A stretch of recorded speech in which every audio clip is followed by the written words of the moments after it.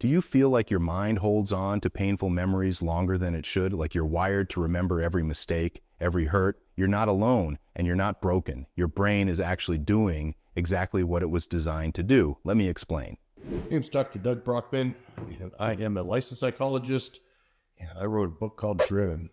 And it is really capturing this understanding that there are a small percent of the population, but not insignificant, that have adapted to a trauma-filled world. I could have called it the trauma-based personality type.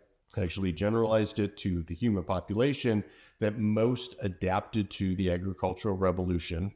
But those of us that retain the original hunter genetics or hunter brain structure and hunter wiring systems are really adapted to live in a trauma-filled world.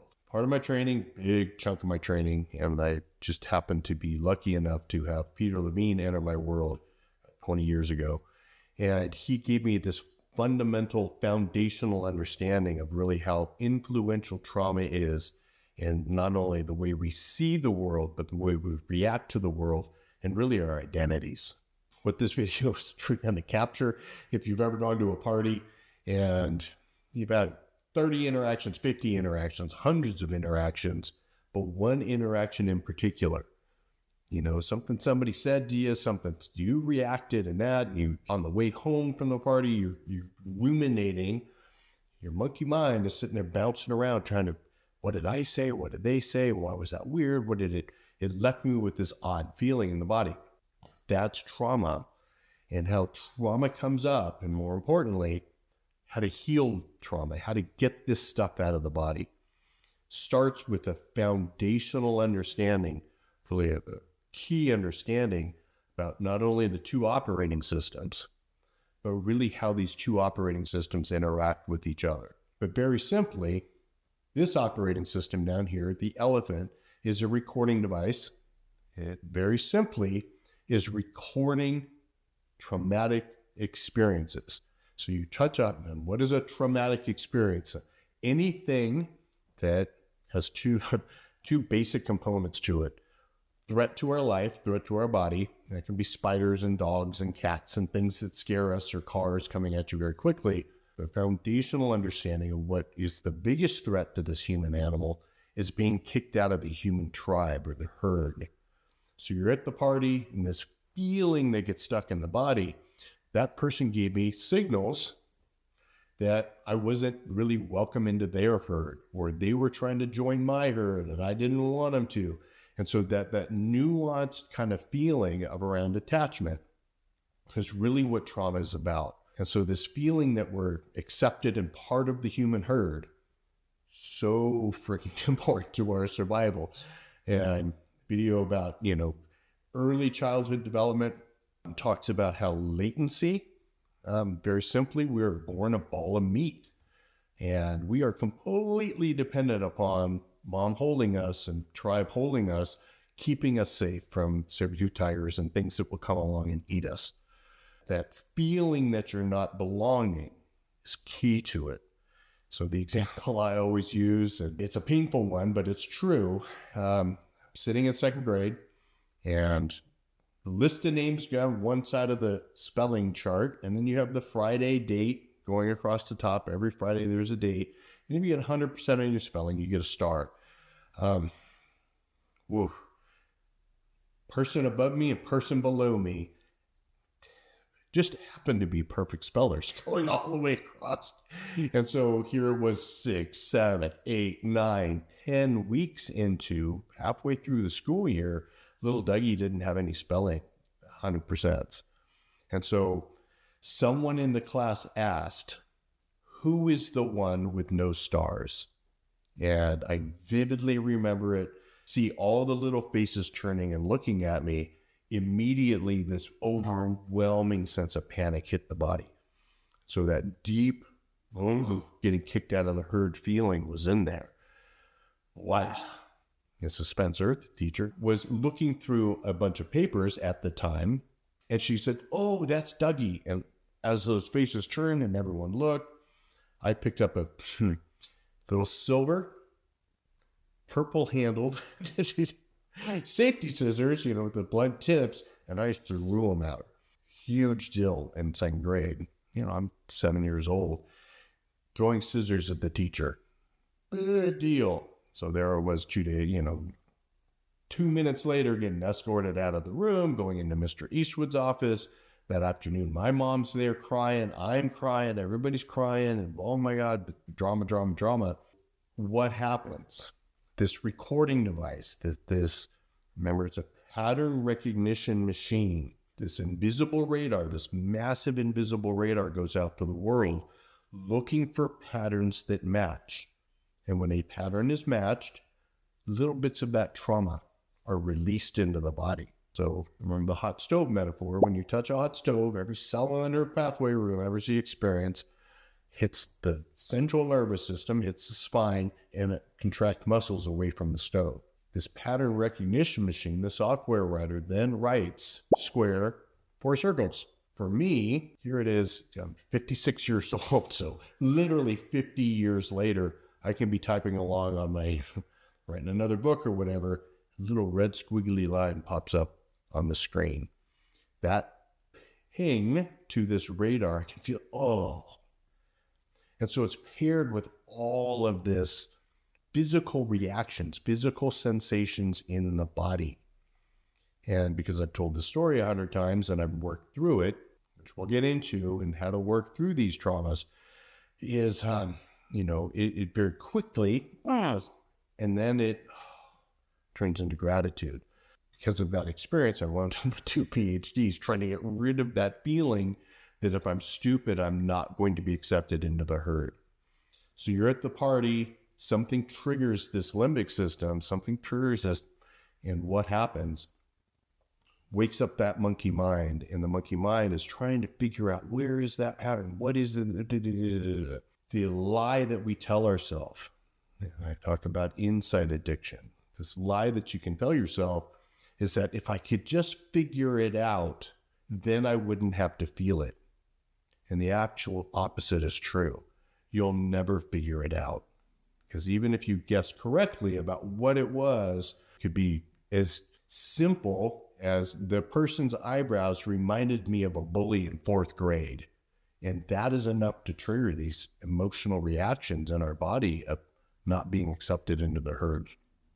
So how does trauma work? And this metaphor that I often use to describe how the central nervous system goes through a series of escalations and then de-escalations. And this is where the trauma gets stuck in the body. So a gazelle works very much like us, has an elephant down below its nose, this recording device and these muscle reactions, and it's looking for cheetahs. Has a much smaller neocortex, has a much smaller problem solver, really looking for blades of grass to eat. But the example, here comes the cheetah, singles out this one gazelle, and the central nervous system goes through a series of escalations and then de-escalations. But escalations, the first phase is fight. And that's our reactions in the body. When something pings our radar, the first reaction we have is, ooh, I'm going to fight. So you're at the party, something pings in, and all of a sudden you don't like them. And it is this natural reaction. If you're a gazelle, and that's a cheetah, you're very quickly going to deduce, don't fight that. You're going to flight it. So that's the second phase. And the energy in the body for fight, this one's usually in the shoulders, goes to hips. Flight. You're going to get out of there. And so this energy doubles and triples in the body. And if you're a gazelle and that's a cheetah, you just start to run. And all of this energy, all of this escape energy, to keep yourself safe is just flooding the body. The gazelle. Running. Cheetah reaches out and nicks its back hoof, and that helplessness gets triggered. And when the helplessness gets triggered, a rapid series of opossum response. So basically you go into something called dorsal freeze. And it's, the 1,000-yard stare that they talk about in trauma, or just extreme overwhelm, where you really can't escape it. And it's, that's the old saying, no helplessness, no trauma. But little Doug sitting in a second grade classroom, everybody turns and look. And I bet blood left my face. I'm sure I turned white as a ghost, overwhelmed with terror. And that right stare you gets this really deep sense of energy stuck in the gut. And so it's a safety. And this is not something pathology. This is not sick. This is not broken. This is how the body is designed to work. It means you're normal when you have these experiences. And the gazelle nicks its back hoof. It's barely scratched. It's not even injured, but it's in a helpless state. So it goes numb. And that numbness, and more importantly, it goes limp, goes flying off into the bushes and lands. So if the cheetah does find the gazelle and eats it, it's not there to feel it. And so this thing called disassociation, something most of my drivens are very familiar with, the capacity to actually check out. And we talk about the monkey elephant observer metaphor, but that checking out is this profound ability to actually stand in the observer that many drivens have. Believe it or not, most people don't have that capacity. And this is the bridge that I make, that I love working with drivens. Yes, we are known to create a lot of chaos in our world and create trauma and potentially traumatic situations, but we're also designed to really heal from trauma. And that's largely because we have this capacity to actually observe. Gazelle laying in the bushes, cheetah comes and finds it, eats it, not there to feel it. This is the jump that really interesting things start to happen when the cheetah doesn't find the gazelle. So the cheetah goes running off, gazelle's laying there in the bushes, breathing, starts to calm down. It starts to come out of dorsal freeze, and that's this fourth phase of trauma. We call that the submitting phase. So we're submitting to the new world we're in, based as if that trauma isn't going to go away immediately. What happens? A little bit of energy comes into the gazelle. Eyeballs get up, ears go up, neck just barely orients, just looking around, laying in the grass. Well, where is the cheetah? No cheetah. A little more energy comes into the body. Its neck gets longer, starts to orient. Vestibular function starts to kick in a little bit, starts to orient, looking around for the cheetah. Still no cheetah.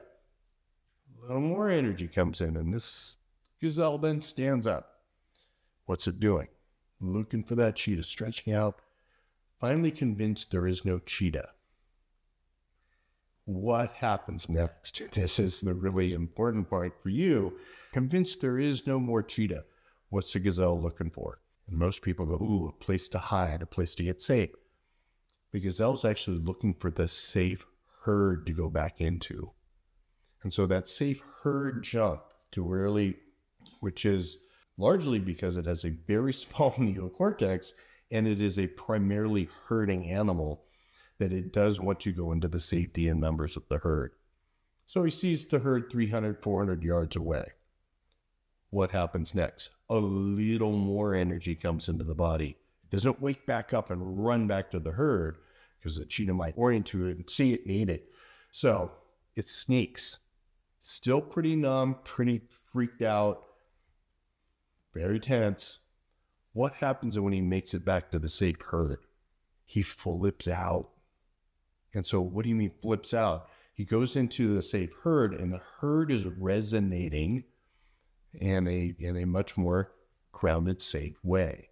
And so it's sending signals through their body and energy, if you tend to believe in that the gazelles, all of this stuff that is stuck in the body gets to come out. You can find, Google dorsal freeze, animals coming out of, and there's all kinds of wild videos. So you see them shaking and you see them coming out of, meaning that they're literally processing this trauma as it's coming out of the body. And so that's called post-traumatic stress. And so after the stress is over, here comes the freak out. So when the guys come back from Afghanistan is when they freak out. So you freak out when you're safe. And that is this unbelievable system that we live in. Classic book title on the topic is Why Zebras Don't Have Ulcers, because they don't have this massive neocortex. So what human beings do, and this is what I talk about in the next book that I get coming out, is we stay laying in the bushes, and this massive problem solver kicks in. And so this is what the opening, issue that we had, coming back home from that party, and your mind is constantly ruminating about what they said, no, I said, no, we did. That's what's going on when we're laying in the bushes, is this problem solver and comes up with a blame. And then what we do first is blame the herd. They went left and pushed me right, and it's their fault. And blah, blah. Why'd the cheetah, get me? It's because it's them. Usually doesn't suffice. So what most people do is create an identity out of it. There's something about me that the cheetah didn't like. There's something about me. Why'd the cheetah get me? And and the neocortex kicks in, and you remember all the times you missed PE or whatever, and if I was in better shape, the cheetah would have gotten me. But all of those narratives, all of this monkey mind dancing around, trying to keep this elephant calm, and is really keeping the trauma stuck in a loop. And so that is why this driven, I love working with my drivens, because we have the capacity to truly step out of the experience and see it from other angles. Disassociation is not a problem. Very simply, it is the place where all trauma is healed. So we can step out of the sensory experience of the monkey mind sensory experience dance, and we don't have to solve it. We can create a logical or rational container that I talk about in the book Driven, that why am I freaking out? I was working with a special operator years ago. He came to my office, freaked out, like really freaked out, that he threw a unopened beer through a television set. Whoa. Yeah. Freaked his wife out too. Why'd he do it? So he's sitting there and he, beer me. She didn't bring it. He, beer me. And she gave it to him. He reacted and threw it. Thank goodness that caught him, because it made a perfect beer shape at the television set. And he shocked him. Whoa, what the hell? That reaction was so big compared to, what the circumstance demanded. And so why am I freaking out so much? Very simply, the truth is because you're now safe enough to feel it. So that jump right there is this logical, rational observer being able to see the sensations in the body without making a narrative out of it. So that's key to this. There is no explanation. So you're coming home from that party and you're ruminating, like, what did they say? What did I say? Stop laying in the bushes. Rather, step out of the experience, become curious about what is happening in this elephant. Where are those sensations? Well, I felt my heart, it's like I could feel my heart get squished, and I felt tight, and I couldn't breathe. So it was triggering something from, red squiggly line again, and I all of a sudden getting kicked out of the herd. It is just a pattern from the past getting triggered, and those sensations are coming up because they're safe enough to feel now. I'll say that again. These sensations are coming up because it's safe enough to feel them now. You're coming out of this dorsal freeze, and a lot of my clients, when they really start coming out of dorsal freeze, you feel pretty crappy a lot of the time. Why? Because it's okay to feel crappy a lot of the time. As long as you are using this orientation response that I talk about, where you're really orienting to reality, meaning that I'm safe. Safety is not a feeling. What is safety? Safety is a state of being. So I'm safe in the present moment. I'm looking around. I'm orienting. I'm letting my eyes, because you're driven, very visually acute, and you're letting the outer world really kind of hold you and hoping, believe it or not, that these sensations start to come up in the body even more. And if you're man, interesting metaphor for how this stuff works, you have a prostate, and when you are holding that's for a long time, and you're driving home, what happens when you are releasing this tension and you finally get to go to the bathroom? And then you shiver. That little bit of shiver is literally animals coming out of dorsal freeze. That's how the body actually releases tension. And so driving home from the party, it's a weird feeling, and you bring to mind some of the positive experiences you had at the party, bring to mind some of the neutral experiences you had at the party, and those other sensations then in the body of, that was nice, that was it. Being able to feel the body actually doing what it does best is releasing this tension, releasing this trauma from the body. One of my favorite teachers that talked about how the body is designed to release trauma. And, well, how do I release trauma from my body? You don't. Very simply, this knows how to do it on its own.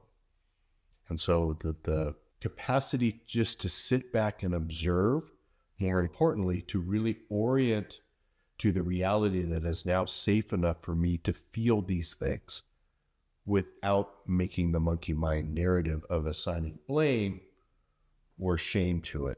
And so that capacity to really stand in this observer role with the body's unbelievable capacity to regulate itself. And so trauma, what happens is you go to the party, you interact with one person, and you feel this weird dysregulation. Not a problem to solve. It's actually an interesting opportunity to really experience the body go from dysregulation into a more regulated state.